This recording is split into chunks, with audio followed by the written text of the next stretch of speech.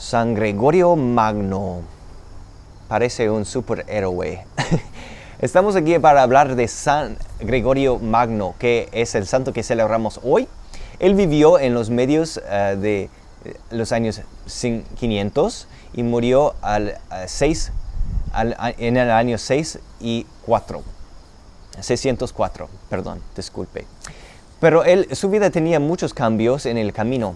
Empezó su vida trabajando para el gobierno y tenía mucho éxito en eso.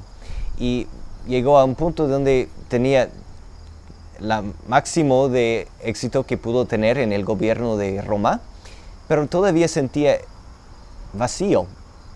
Imagino que él tenía mucho dinero porque tenía varias casas. Tenía una en Sicilia y convirtió esa casa en 6 monasterios. Dividió su tierra en 6 monasterios. Y también sentía vacío y decidía de cambiar su propia casa en Roma a un monasterio. Entonces imagina cómo sería para él convertir su casa, personas que conocieron a él, que ese gran líder del mundo político se convirtió su casa en monasterio e invitó a otras personas para vivir con él. Pero él habla de estos años en el monasterio de su casa como la cuarentena tal vez para algunos de nosotros, como son los días más contentos de su vida. Y de allí no podía quedarse allí, porque fue llamado del Papa de ser ordenado diácono y fue mandado a ser embajador para el Papa a Constantinopla. Y de allí fue ordenado obispo y por fin obispo de Roma. Y entonces él no quería eso. Él quería quedarse en el monasterio, pero sentía esa llamada de Dios de ir de afuera. En su tiempo como papa hizo muchas reformas litúrgicas.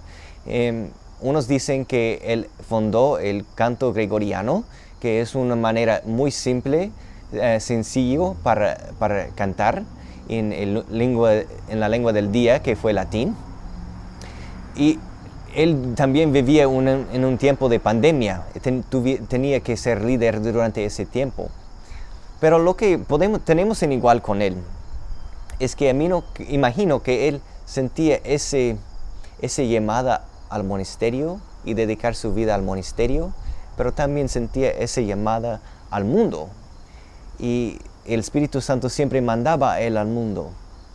Es tal vez como algo semejante pasa en el Evangelio de hoy que con San Pedro, que imagino que Pedro quería quedarse en la barca con Cristo y no salirse, pero Jesús llama a él a ser un pescador de hombres.